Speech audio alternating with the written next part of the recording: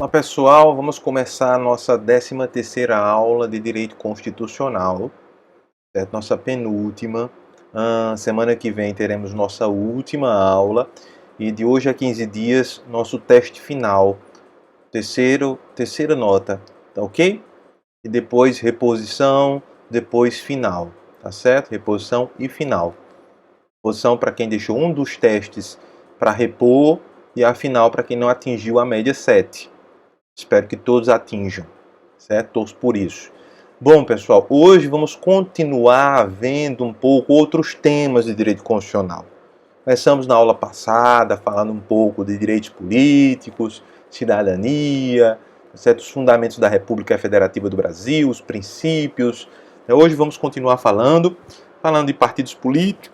Partidos políticos, nós temos dos direitos políticos, né?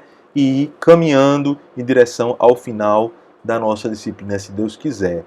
Tá ok? Então vamos aqui projetar, vou projetar o slide. Então, tópico que eu cognominei de outros temas constitucionais, né? Vamos falar hoje de direitos políticos também, presente ali no artigo 14 da Constituição, né, onde nós temos que a soberania popular será exercida pelo sufrágio universal e pelo voto direto e secreto com valor igual para todos e nos termos da lei, mediante. Agora vamos entender um pouco. Quem é a soberania? O que é a soberania popular? O meu poder de indicar quem serão os meus representantes. Todo o poder emana do povo. Artigo 1º, parágrafo único da Constituição, nós já vimos isso. Esse é o exercício da soberania do povo. Certo? Então, todas as instituições que fazem parte, que formam o Estado brasileiro, estão dentro desse espectro chamado de soberania popular. Inclusive, aqueles órgãos não votados, como o Supremo Tribunal Federal, os tribunais superiores, o Poder Judiciário, que não é votado. O acesso é por meio de escolhas, né, no caso dos tribunais superiores, por meio de concurso público, mas fazem parte do espectro da soberania popular. Então, portanto, a soberania popular será exercida pelo sufrágio universal, ou seja, a votação. Sufrágio universal onde todos podem votar. E o voto é direto e secreto. Eu não posso ter meios de mostrar o voto. Eu não posso ter nada que mostre o voto, que comprove o meu voto. O voto deve ser secreto na urna, com valor igual para todos e nos termos da lei. Não tem um voto que tenha valor maior do que o outro. Durante muito tempo a mulher não votava. Durante muito tempo o voto era censitário, ou seja, era voto pelo dinheiro que você possuía, pelas posses que você possuía. Hoje não existe mais o voto que exclua a mulher, ou que exclua quem quer que seja, ou que seja pelo dinheiro que você possua. Não, o voto é igual para todos. Mediante, você pode exercer o voto através do plebiscito, através do referendo, através da iniciativa popular. Essas são formas diretas de você atuar através do voto. Você não vota apenas na época da eleição. Essa soberania popular também é exercida pelo plebiscito, quando você é chamado a decidir sobre algo. O referendo, quando você é chamado a decidir algo que já foi decidido, mas que só terá validade se houver a decisão popular lá no fim do caminho. E a iniciativa popular, ou seja, eu posso projetar um PL, um projeto de lei, certo? E coletar assinaturas no Brasil inteiro, até chegar a um determinado número de assinaturas que eu possa efetivamente depositar esse projeto de lei para ali ser apreciado pelo Congresso Nacional através da Câmara de Deputados, o que não significa que ele será aprovado. Foi o povo que assinou, foi o povo que quis, não. Nem tudo que o povo quer pode ser vaticinado, pode ser aceito efetivamente pelo Congresso, porque existe a Constituição. Acima do povo está a Constituição. Eu vejo aquela história dos cartazes, Supremo é o povo. Não, o Supremo é a Constituição. O Supremo é a Constituição que o povo delegou, fez. Se está insatisfeito com aquela Constituição, o povo lute por outra Constituição. O certo é lutar por outra Constituição e não lutar pelo fechamento do Congresso Nacional, não lutar, certo, pelo fechamento do Supremo Tribunal Federal. A forma correta é lutar por outra Constituição. O alistamento eleitoral e o voto são o alistamento eleitoral e o voto. O alistamento é o cadastramento eleitoral e o voto, o exercício da minha soberania. Né? São obrigatórios para os maiores de 18 anos. Quem tem 18 tem que votar. Eu sou contra o voto obrigatório, acho que o voto deveria ser facultativo.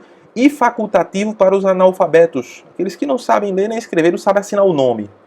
É considerado analfabeto aquele que não sabe assinar o nome. Né? Os maiores de 70 anos já não precisam mais votar, tem mais obrigação, é facultativo.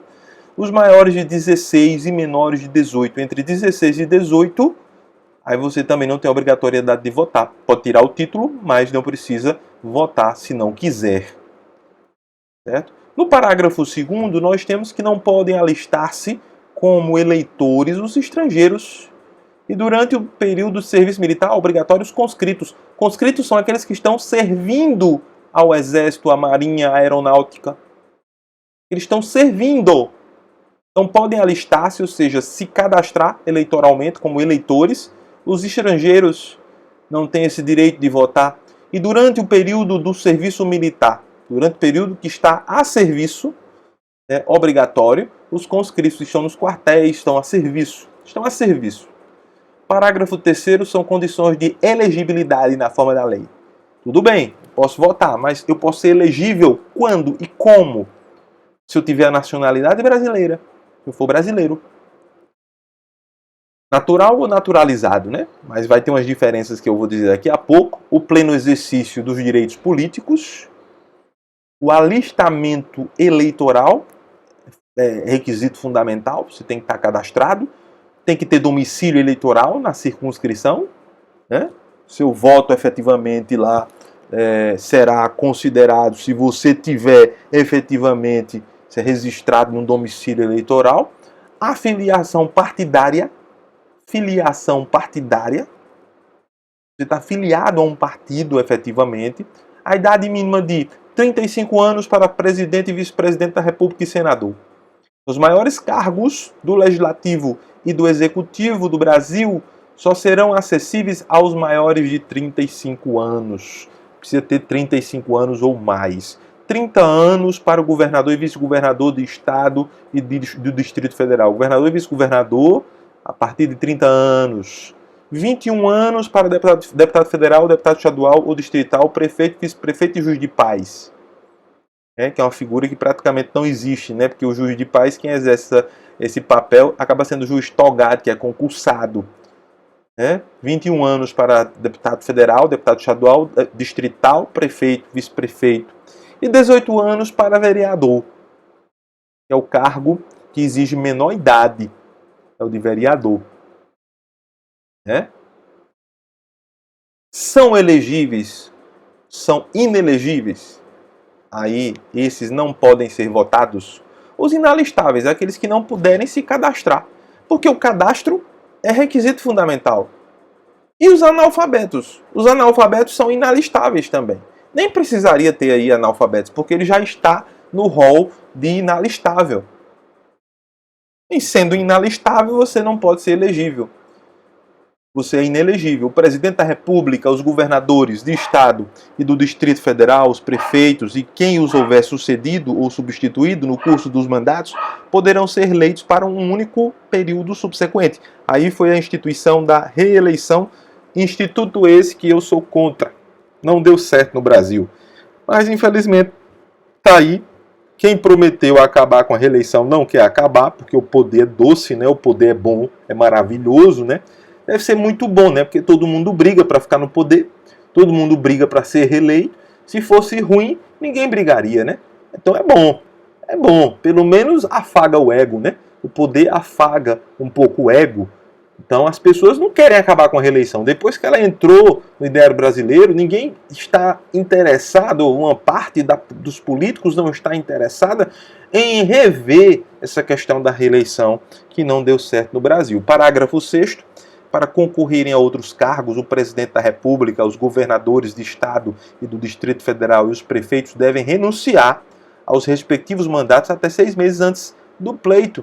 Então, para concorrer a outros cargos que não esse mesmo cargo, o presidente da República vai ter que renunciar para concorrer para Senado, para deputado federal, deputado estadual, os governadores também do Distrito Federal e os prefeitos devem renunciar aos respectivos mandatos até 6 meses antes do pleito, o que dificilmente ocorre.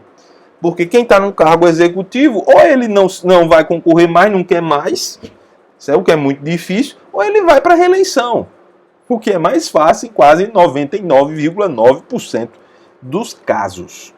São inelegíveis no território de jurisdição do titular o cônjuge e os parentes consanguíneos ou afins até o segundo grau ou por adoção do presidente da República, de governador de estado ou território, do Distrito Federal, do prefeito ou de quem os haja substituído dentro dos 6 meses anteriores ao pleito, salvo se já titular de mandato eletivo e candidato à reeleição. Então veja, são inelegíveis no território de jurisdição do titular, o presidente da República é o titular.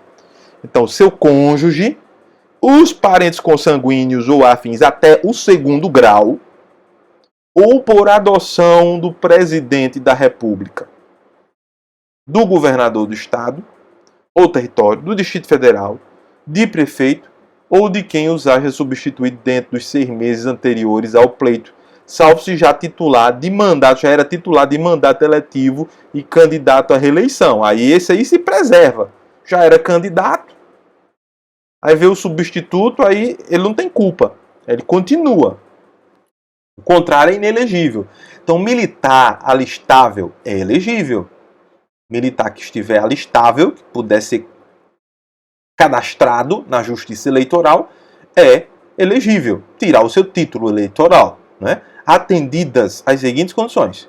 Se contar menos de 10 anos de serviço, deverá afastar-se da atividade. Se contar mais de 10 anos de serviço,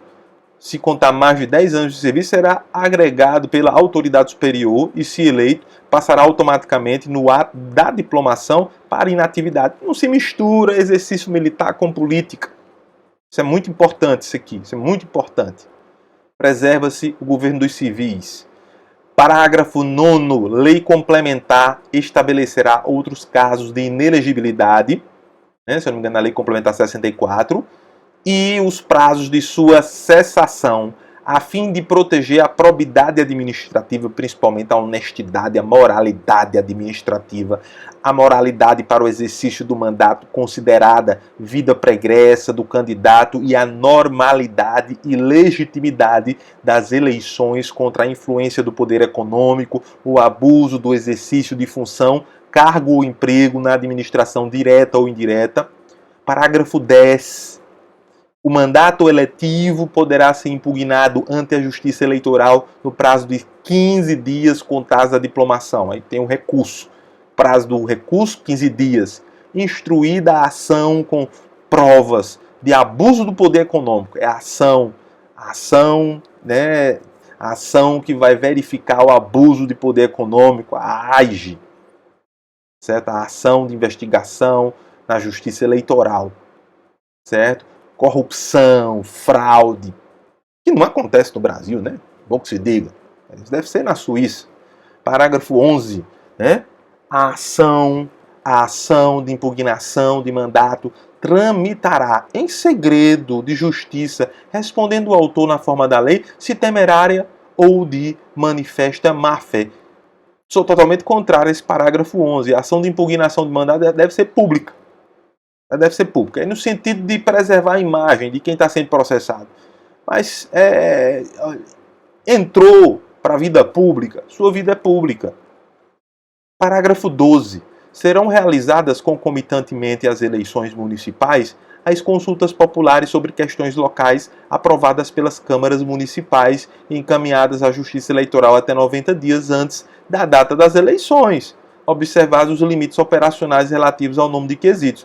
Serão realizadas concomitantemente às eleições municipais as consultas populares sobre questões locais, os plebiscitos locais, os referendos, enfim, locais aprovados pelas câmaras municipais e encaminhadas à Justiça eleitoral até 90 dias antes da data das eleições, observados os limites operacionais relativos ao número de quesitos. Parágrafo 13. As manifestações favoráveis e contrárias às questões submetidas às consultas populares nos termos do parágrafo 12 ocorrerão durante as campanhas eleitorais, sem a utilização de propaganda gratuita no rádio e na televisão. Certo? As manifestações favoráveis e contrárias às questões submetidas às consultas populares nos termos do parágrafo 12, né, o parágrafo passado, ocorrerão durante as campanhas eleitorais sem a utilização de propaganda gratuita no rádio e na televisão. Propaganda gratuita no rádio e na televisão, aí é só no caso de campanha eleitoral mesmo. Artigo 15. É vedada, é proibida a cassação de direitos políticos cuja perda ou suspensão só se dará nos casos de cancelamento da naturalização por sentença transitada em julgado. Aí pode ser cassado. Nesse caso de cancelamento da naturalização por sentença transitada em julgado. Incapacidade civil absoluta. Sentença determinando a incapacidade civil absoluta do indivíduo. O indivíduo não é capaz de gerir sua vida privada. Condenação criminal transitada em julgado enquanto durarem seus efeitos. Condenação criminal transitada em julgado enquanto durarem seus efeitos. Condenação criminal transitada em julgado enquanto durarem seus efeitos. Veja bem o detalhe aí. Condenação transitada em julgado, ou seja, não cabe mais recurso. Recusa de cumprir a obrigação a todos imposta ou prestação alternativa nos termos do artigo 5º, inciso 6º.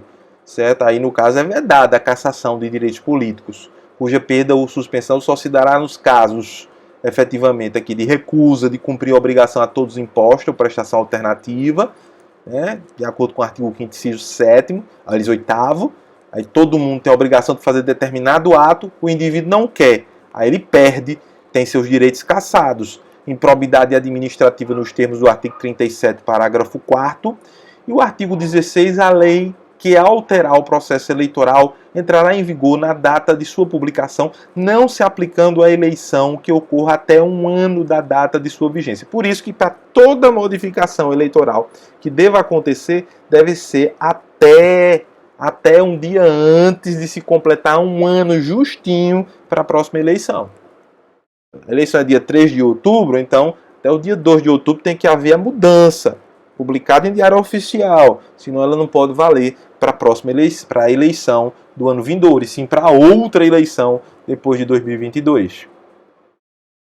Partidos políticos, ainda no artigo 17, é livre a criação, fusão, incorporação, extinção de partidos políticos. Partido político é uma associação, é uma agremiação de pessoas com a intenção de chegar ao poder, resguardados a soberania nacional, o regime democrático, o pluripartidarismo, a pluralidade de ideias. Portanto, temos muitos partidos, mas não significa dizer que não possamos extinguir alguns diante da quantidade excessiva que temos. Os direitos fundamentais da pessoa humana e observados os seguintes preceitos. Então, é livre a criação de partidos políticos. Partido político é a agremiação que possibilita o indivíduo a chegar ao poder. Sem estar filiado a um partido, você não pode ser alistável. Você é inalistável se não tiver, efetivamente, se é inapto a concorrer se você não estiver cadastrado a um partido político. Não é admitido no Brasil a candidatura avulsa, que é admitido nos Estados Unidos, sem partido. Eu defendo o partido, apesar de todos os problemas.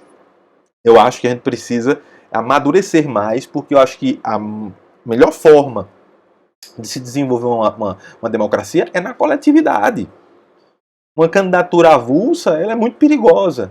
Principalmente em países como o nosso, que não tem uma estabilidade política consolidada. Então, é livre a criação, fusão, incorporação e extinção de partidos políticos, resguardados a soberania nacional, o regime democrático, o pluripartidarismo, os direitos fundamentais da pessoa humana e observados os seguintes preceitos: caráter nacional, proibição de recebimento de recursos financeiros de entidade ou governo estrangeiros ou de subordinação a estes, ou seja, o partido tem que ter caráter nacional. E se tem caráter nacional, ele não tem que estar ligado a nenhum organismo internacional que o financie. Prestação de contas à justiça eleitoral e funcionamento parlamentar de acordo com a lei. Ok? que é o funcionamento como uma agremiação coletiva. Tem um diretório nacional, um diretório estadual, municipal. O parágrafo 1º é assegurado aos partidos políticos autonomia, independência para definir sua estrutura interna e estabelecer regras sobre escolha, formação e duração de seus órgãos permanentes e provisórios e sobre sua organização e funcionamento, e para adotar os critérios de escolha e o regime de suas coligações nas eleições majoritárias. Vedada a sua celebração nas eleições proporcionais, sem obrigatoriedade de vinculação entre as candidaturas em âmbito nacional, estadual, distrital ou municipal, devendo seus estatutos estabelecer normas de disciplina de fidelidade partidária. Então, cada partido tem um estatuto próprio, tem sua lei, entre aspas, própria, registrada em cartório, tem seu estatuto, é fundado, é como se fosse uma associação com fins eleitorais.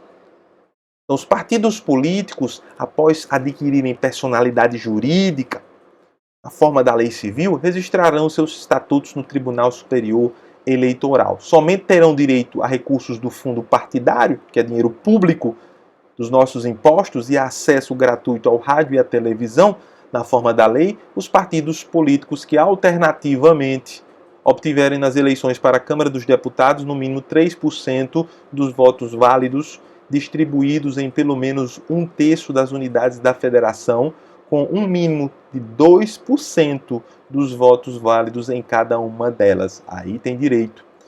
Ou tiverem elegido pelo menos 15 deputados federais distribuídos em pelo menos 1/3 das unidades da federação. Parágrafo 4º, é vedada a utilização pelos partidos políticos de organização paramilitar.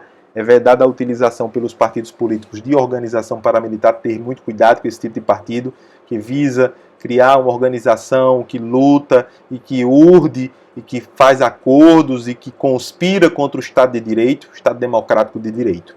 Parágrafo 5º, contra as instituições, consequentemente.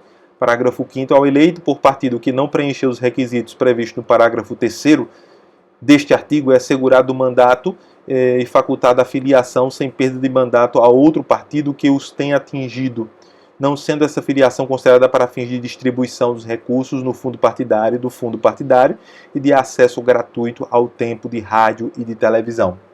Ao eleito por partido que não preencher os requisitos do parágrafo 3º deste artigo, é assegurado o mandato e facultada a filiação sem perda do mandato a outro partido que os tenha atingido, certo? Não sendo essa filiação considerada para fins de distribuição dos recursos do fundo partidário e de acesso gratuito ao tempo de rádio e televisão.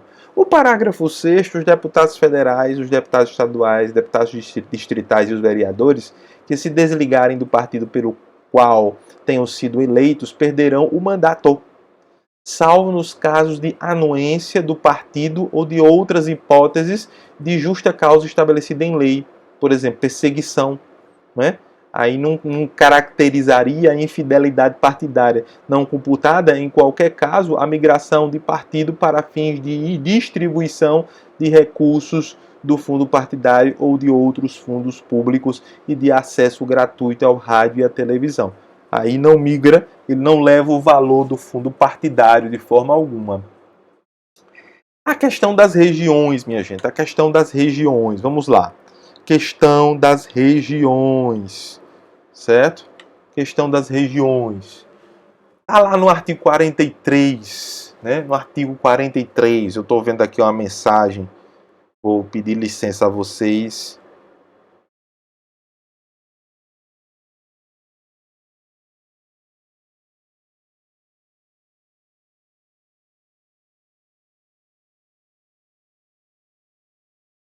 Artigo 43, desculpem atrapalhar, mas era urgente. O artigo 43 da Constituição fala que, para efeitos administrativos, a União poderá articular sua ação em um mesmo complexo geoeconômico e social, visando a seu desenvolvimento e a redução das desigualdades regionais. Para efeitos administrativos, a União poderá articular sua ação em um mesmo complexo geoeconômico social. O que é que se quer falar quando se escreve no mesmo complexo econômico e social, uma região que pode congregar mais de um município, que pode congregar mais de um estado, visando a seu desenvolvimento e a redução das desigualdades. Então, no sentido de potencializar uma região. Então, para efeitos administrativos, a União poderá articular sua ação em um mesmo complexo geoeconômico e social, ou seja, numa região, visando a seu desenvolvimento e a redução das desigualdades regionais. Lei complementar disporá sobre as condições para a integração de regiões em desenvolvimento, como o Estatuto da Metrópole, né, uma lei de 2015, a composição dos organismos regionais que executarão, na forma da lei, os planos regionais, integrantes dos planos nacionais de desenvolvimento econômico e social, aprovados juntamente com estes. Então, a ideia seria organismos supra-municípios e supra-estados, dependendo de quem estiver envolvido. Se forem vários municípios, uma região metropolitana, por exemplo, aí você teria um conselho metropolitano, teria um plano para ser desenvolvido para todas essas cidades que compõem a região metropolitana. O parágrafo 2º, os incentivos regionais compreenderão, além de outros na forma da lei, igualdade de tarifas, fretes, seguros e outros itens de custos e preços e responsabilidade do poder público, juros favorecidos para financiamento de atividades prioritárias, tudo na mesma região, isenções, reduções ou diferimento temporário de tributos, federais devidos por pessoas físicas ou jurídicas, prioridade para o aproveitamento econômico e social dos rios e das massas de água represadas ou represáveis nas regiões de baixa renda, sujeitas a secas periódicas, prioridade para o aproveitamento econômico e social dos rios e das massas de água represadas, que possam ser transpostas, no caso, se estão represadas, ou represáveis, no caso que você pode formar açudes, pode formar represas, pode formar corpos d'água que podem fornecer água para determinados locais de uma determinada região, nas regiões de baixa renda, principalmente, mais vulneráveis, sujeitas a secas periódicas. E o parágrafo 3º, nas áreas a que se refere o parágrafo 2º, inciso 4, a União incentivará a recuperação de terras áridas e cooperará com os pequenos e médios proprietários rurais para o estabelecimento em suas glebas de fontes de água e de pequena irrigação. Veja aí, então as terras áridas terão uma prioridade, certo, no planejamento regional, certo, no planejamento regional. E aí nós temos um órgão muito importante, fundamental, que nós não falamos aqui, que é o Ministério Público, o chamado Parquet. O Ministério Público que faz parte do Executivo, mas tem autonomia na sua atuação. O artigo 127 fala claramente: o Ministério Público é instituição permanente, essencial à função jurisdicional do Estado, incumbindo-lhe a defesa da ordem pública, do regime democrático e dos interesses sociais individuais indisponíveis. Vamos estratificar, esmiuçar esse caput.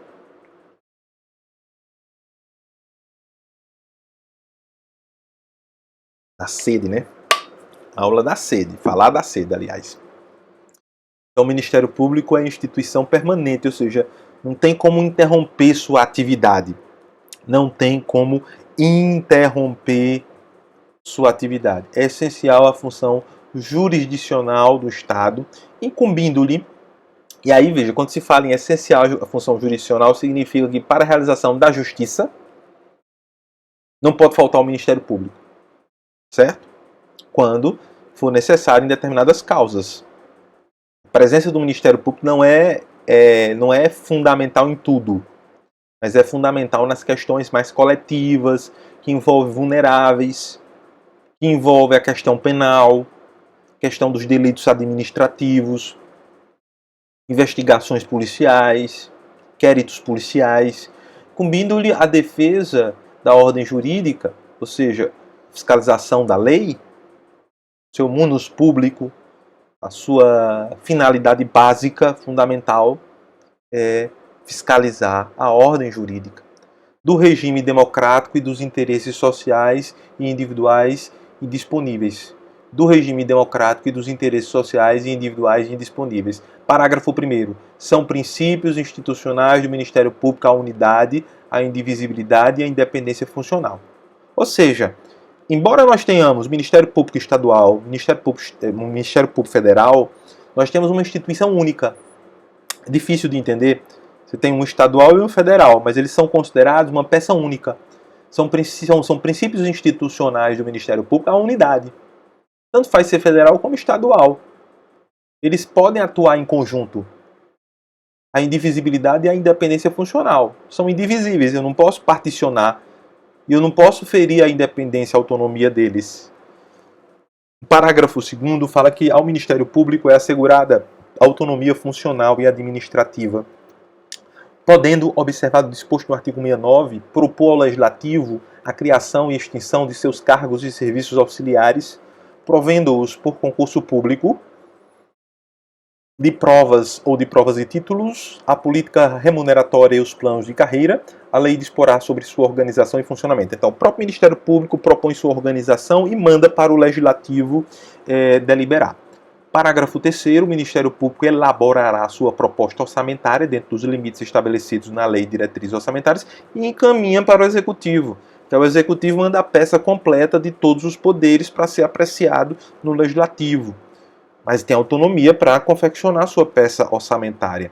Parágrafo 4º, se o Ministério Público não encaminhar a respectiva proposta orçamentária, certo? Dentro do prazo estabelecido na Lei de Diretrizes Orçamentárias, o Poder Executivo considerará para fins de consolidação da proposta orçamentária anual os valores aprovados na lei orçamentária vigente, ajustados de acordo com os limites estipulados no parágrafo 3º. Então, se não mandar, vai se repetir a peça orçamentária anterior. Parágrafo 5º, se a proposta orçamentária de que trata este artigo for encaminhada em desacordo com os limites estipulados na forma do parágrafo 3º, o Poder Executivo procederá aos ajustes necessários para fins de consolidação da proposta orçamentária anual, efetuando cortes, por exemplo, ajustes, mas geralmente isso tem uma conversa interpoderes, né, entre as instituições, enfim. No parágrafo 6º, temos que durante a execução orçamentária do exercício quando fala-se de exercício, eu estou falando do ano fiscal. O exercício de 2021 é este ano que está em curso. O exercício de 2022 é do próximo ano e assim por diante. Durante a execução orçamentária do exercício, não poderá haver a realização de despesas ou a assunção de obrigações que extrapolem os limites estabelecidos na Lei de Diretrizes Orçamentárias. A Lei de Diretrizes Orçamentárias é o balizador dos gastos públicos, exceto se previamente autorizadas. Aí, se for autorizado pelo Legislativo, mediante a abertura de créditos chamados créditos suplementares ou especiais. O Ministério Público abrange o Ministério Público da União, que compreende o Ministério Público Federal, o Ministério Público do Trabalho, o Ministério Público Militar, o Ministério Público do Distrito Federal e Territórios. Os Ministérios Públicos dos Estados, parágrafo 1º. O Ministério Público da União tem por chefe o Procurador-Geral da República, nomeado pelo Presidente da República dentre integrantes da carreira maiores de 35 anos, após a aprovação de seu nome pela maioria absoluta dos membros do Senado Federal, para mandato de 2 anos, permitida a recondução. Veja, foi estabelecida uma tradição durante vários governos de ter uma lista tríplice, né? Nunca foi feita uma lei estabelecendo a lista tríplice, mas tradicionalmente se tinha uma lista tríplice, a própria categoria votava no seu representante e o presidente nomeava o mais votado, para não interferir na categoria, não interferir no Ministério Público. Seria uma forma do próprio Ministério Público ele escolher o seu procurador, já que ali é um órgão autônomo, embora a Constituição preveja que quem vai indicar o Procurador-Geral da República é o Presidente da República. Ele nomeia, indica, para que o Legislativo sabatine e aceite ou não o nome indicado pelo Presidente.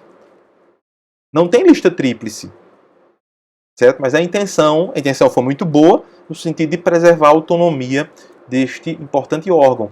Parágrafo 2º. A destituição do Procurador-Geral da República, por iniciativa do Presidente da República, deverá ser precedida de autorização da maioria absoluta do Senado Federal. Bem lógico, né?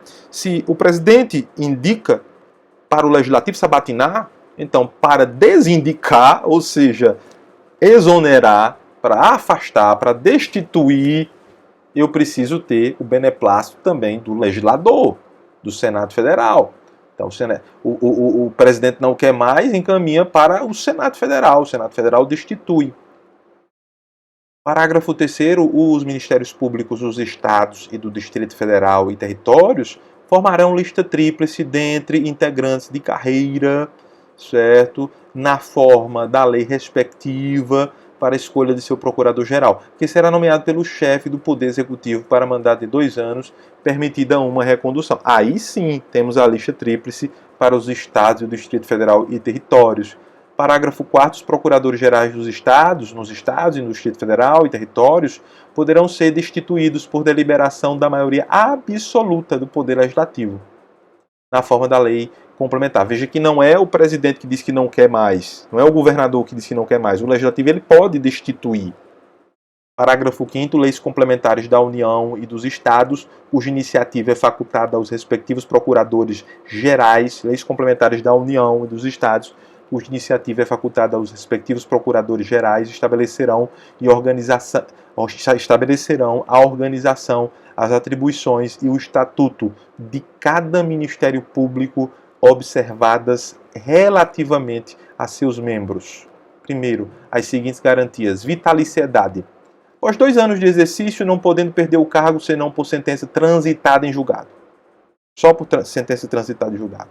Mas o cargo é vitalício. Inamovibilidade, salvo por motivo de interesse público, mediante decisão de órgão colegiado competente do Ministério Público, colegiado pleno do Ministério Público, pelo voto da maioria absoluta de seus membros, assegurada ampla defesa.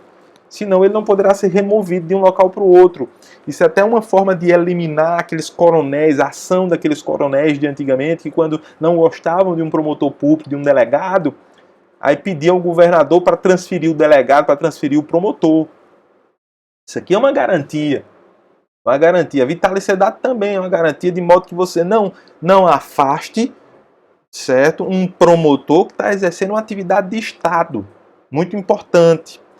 Irredutibilidade de subsídio também, para garantir, certo, que não haja circunstâncias que possam ameaçar, né, de certo modo, a sua decisão. Inciso 2, as seguintes vedações, proibições: receber qualquer título sob qualquer pretexto, honorários, percentagens ou custas processuais. Não recebe, a não ser o salário, subsídio, e já é muito bom por sinal. Exercer a advocacia, não pode advogar, ele é o fiscal da lei. Participar de sociedade comercial na forma da lei, não pode ser sócio de empresa. Exercer ainda que em disponibilidade qualquer outra função, salvo uma de professor, uma de magistério. Exercer atividade político-partidária, não pode de forma alguma. Receber a qualquer título ou pretexto auxílios ou contribuições de pessoas físicas, entidades públicas ou privadas, ressalvadas as exceções previstas em lei. Presentinhos, presentinhos para influenciar nas suas decisões. Aplica-se aos membros do Ministério Público o disposto no artigo 95, parágrafo 5º da Constituição, certo? O artigo 100, que é referente à própria magistratura, as garantias da magistratura. Artigo 129 são funções institucionais do Ministério Público. Primeiro, promover privativamente a ação penal pública na forma da lei. Ele é o dono da ação penal. Ele é quem processa penalmente o agente público. Ele é o dono da ação penal no júri popular. Zelar pelo efetivo respeito aos poderes públicos e dos serviços de relevância pública, aos direitos assegurados nesta Constituição, promovendo as medidas necessárias à sua garantia. Promover o inquérito civil e a ação civil pública para a proteção do patrimônio público e social, do meio ambiente, de outros interesses difusos e coletivos, interesses que dizem respeito a todos, ou a muitas pessoas, muitos cidadãos. Né? Inciso 4, promover a ação de inconstitucionalidade ou representação para fins de intervenção da União e dos Estados, nos casos previstos nesta Constituição, defender judicialmente os direitos e interesses das populações indígenas, que são vulneráveis, expedir notificações nos procedimentos administrativos de sua competência, os inquéritos civis que eles abrem, as investigações, né, requisitando informações e documentos para instruí-los na forma da lei complementar respectiva. de cada Ministério Público: exercer o controle externo da atividade policial, fiscalizar a atividade policial, os inquéritos, atividade da Polícia Militar, da Polícia Civil, na forma da lei complementar mencionada no artigo anterior. Inciso 8º, requisitar diligências investigatórias e a instauração de inquérito policial, indicados os fundamentos jurídicos de suas manifestações processuais. Tem que fundamentar. Inciso 9º, exercer outras funções que lhe forem conferidas, desde que compatíveis com sua finalidade, sendo-lhe vedada a representação judicial e a consultoria jurídica de entidades públicas. Sendo-lhe vedada a representação judicial, ele não poderá representar judicialmente ninguém, a não ser a própria sociedade, e a consultoria jurídica de entidades públicas, ou seja, aconselhamento, na verdade. Parágrafo 1º, a legitimação do Ministério Público para as ações civis previstas neste artigo não impede a de terceiros, nas mesmas hipóteses segundo o disposto nesta Constituição. O Ministério Público pode dar entrada, como também um particular pode dar entrada, uma associação pode dar entrada. Tudo pode ser juntado num processo só, tudo lá pensado, né? Tem um julgado só, tem um juiz que vai receber todas essas ações referentes ao mesmo caso. Parágrafo 2º. As funções do Ministério Público só podem ser exercidas por integrantes da carreira e deverão residir na comarca da respectiva lotação, salvo autorização do chefe da instituição. Só poderá deixar de residir na comarca se tiver autorização do chefe da instituição. Parágrafo 3º. O ingresso na carreira do Ministério Público far-se-á mediante concurso público de provas e títulos, assegurada a participação da Ordem dos Advogados do Brasil em sua realização, exigindo-se do bacharel em Direito no mínimo 3 anos de atividade jurídica e observando-se nas nomeações a ordem de classificação. Certo? Parágrafo 4º. Aplica-se ao Ministério Público no que couber o disposto no artigo 93, inciso 2 e 6. Referente também, se eu não me engano, à magistratura. Verifiquem aí na Constituição. Dá uma olhada aí na Constituição. A minha não está aberta aqui, não é? Então, parágrafo 4º, aplica-se ao Ministério Público no que couber o disposto no artigo 93, como já falado, a distribuição de processos no Ministério Público será imediata. 130, o artigo. Aos membros do Ministério Público, junto aos tribunais de contas, aplicam-se as disposições desta seção pertinentes a direitos, vedações e forma de investidura. No 130-A, nós temos que o Conselho Nacional do Ministério Público, o CNMP, compõe-se de 14 membros nomeados pelo Presidente da República depois de aprovada a escolha pela maioria absoluta do Senado Federal, para um mandato de 2 anos, admitida uma recondução, sendo o Procurador-Geral da República, que o preside, 4 membros do Ministério Público da União, assegurada a representação de cada uma de suas carreiras, 3 membros do Ministério Público dos Estados, 2 juízes indicados, um pelo Supremo Tribunal Federal e outro pelo Superior Tribunal de Justiça, 2 advogados indicados pelo Conselho Federal da Ordem dos Advogados do Brasil, 2 cidadãos de notável saber jurídico e reputação ilibada, indicados, um pela Câmara dos Deputados e outro pelo Senado Federal. Então, os membros do Conselho, oriundos do Ministério Público, serão indicados pelos respectivos Ministérios Públicos. Cada Ministério Público indica o seu.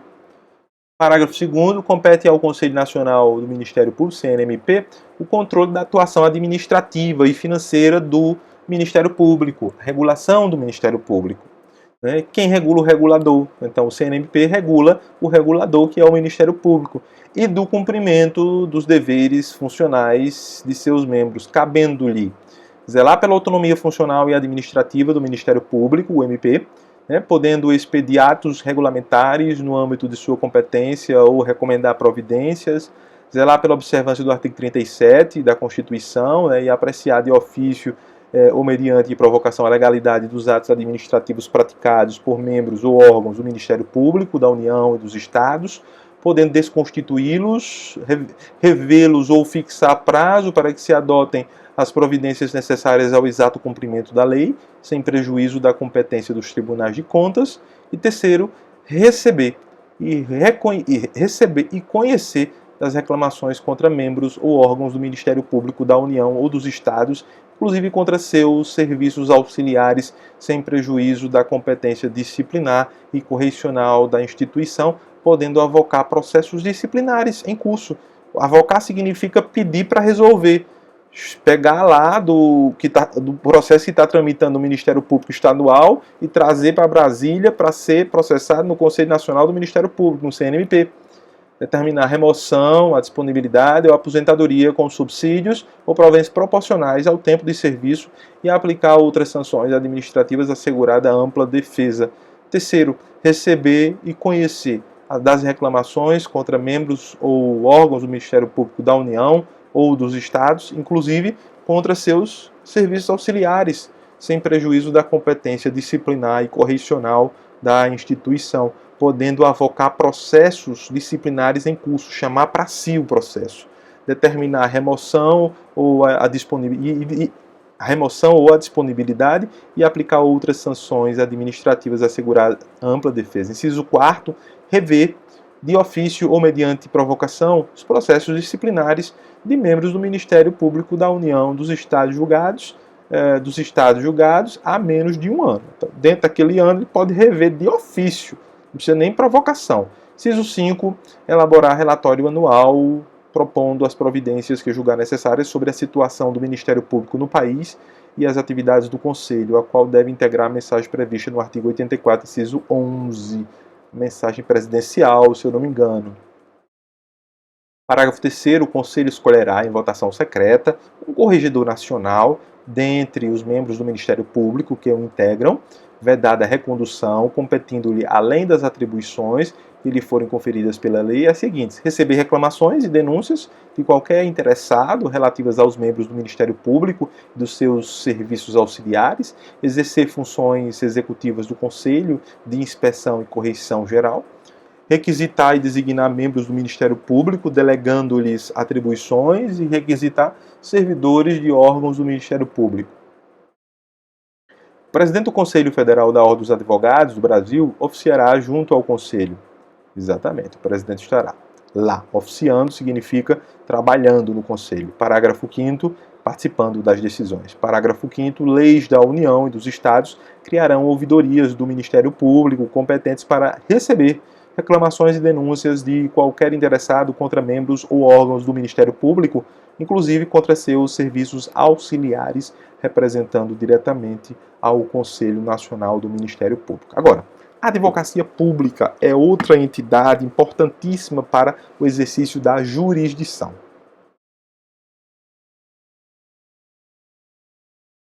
O que significa dizer realização da justiça. Atividade essencial à justiça.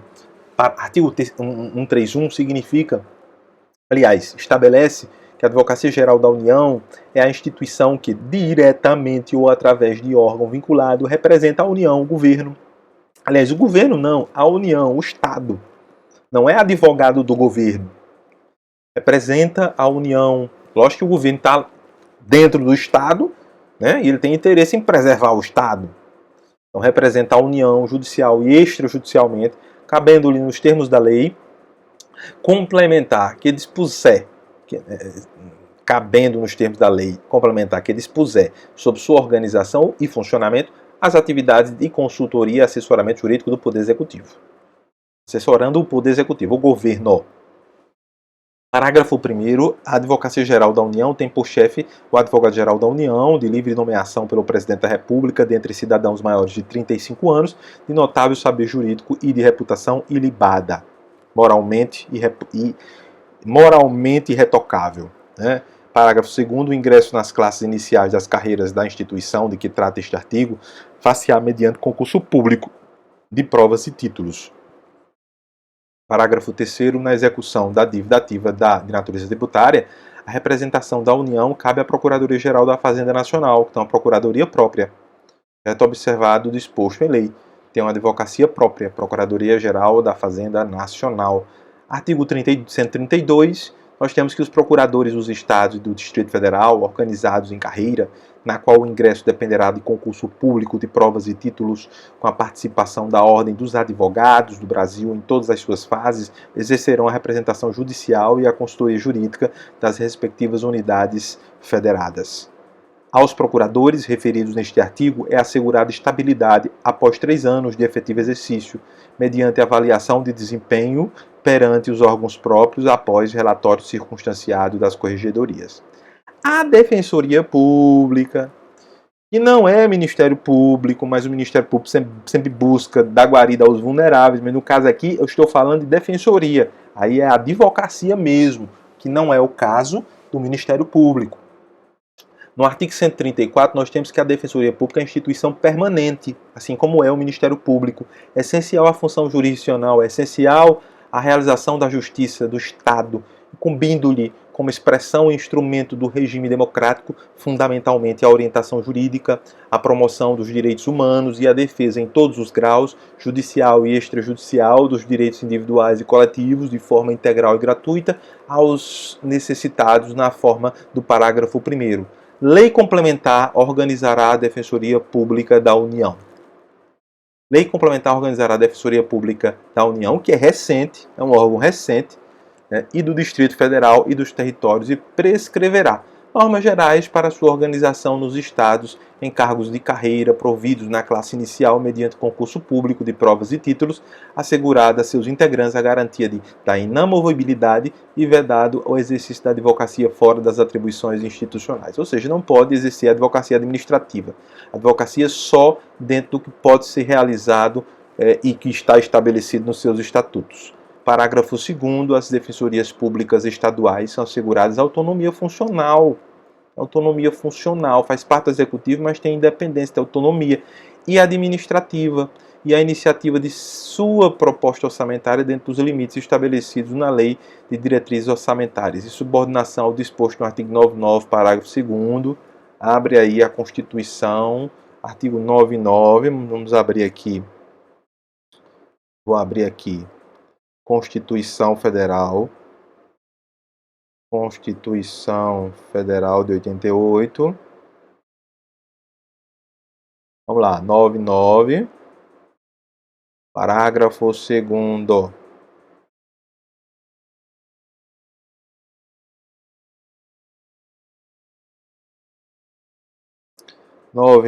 Parágrafo 2º, tá aqui. Aqui, tá perto, pertinho. 99, parágrafo 2º, 99, parágrafo 2º. Não dá para saber tudo de cor, né? Parágrafo 2º.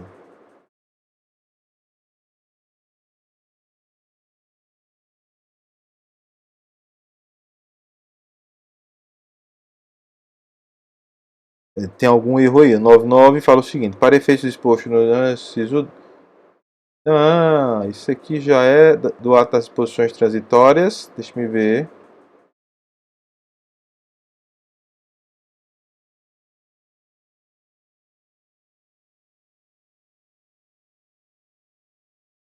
É sim. Eu estava olhando o 99 do ato das disposições transitórias, constitucionais transitórias. E não é. Agora sim vai dar certo. 99 tá aqui. 99 já tá perto. 99 99 99 96 97. Vamos lá. 99. Ao Poder Judiciário é assegurada a autonomia administrativa e financeira. Parágrafo 2º. O encaminhamento da proposta, ouvidos os outros tribunais. Pronto. Mesma coisa. Então, para a formulação do orçamento da Defensoria, seguem-se as mesmas regras da formulação do orçamento para os tribunais, como está no 99, parágrafo 2º. Aplica-se o disposto no parágrafo 2º às defensorias públicas da União do Distrito Federal, também a mesma coisa, segue certas regras as regras orçamentárias de feitura do orçamento que ocorre no judiciário. São princípios institucionais da Defensoria Pública a unidade, ou seja, tanto faz federal como estadual. A mesma questão lá do Ministério Público que eu falei para vocês. A indivisibilidade, não há como particionar, né, dividir, certo? E a independência funcional, aplicando-se também no que couber o disposto no artigo 93, parágrafo 93, está aqui. Artigo 93, está perto. 93. Vamos lá. 94. 93, 90. Lei complementar de iniciativa do Supremo Tribunal Federal disporá sobre o Estatuto da Magistratura, observar os seguintes princípios.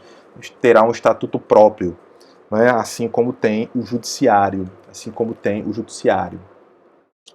Artigo 135. Os servidores integrantes das carreiras disciplinadas nas seções 2 e 3 deste capítulo serão remunerados na forma do artigo 39, parágrafo 4º, que é justamente referente à remuneração do serviço público como um todo. No 39, tá aqui, 39, tarará, 39.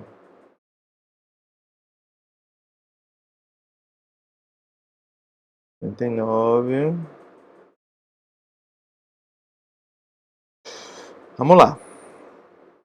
Eu não uso mais a Constituição impressa, eu uso só no celular. 39, tá aqui. A União, os Estados, o Distrito Federal e os municípios instituirão, no âmbito de sua competência, regime jurídico único e planos de carreira para os servidores da administração pública direta, das autarquias e das fundações públicas. Parágrafo 4º, está lá no parágrafo 4º, membro do poder, detentor de mandato eletivo, os ministros de Estado e os secretários estaduais e municipais serão remunerados exclusivamente por subsídio fixado em parcela única. Então, é o subsídio. Os servidores integrantes das carreiras disciplinadas, nas seções 2 e 3, remunerados por subsídio, ok? Ou seja, é uma parcela única, sem gratificação, certo? Está tudo incluído nessa parcela.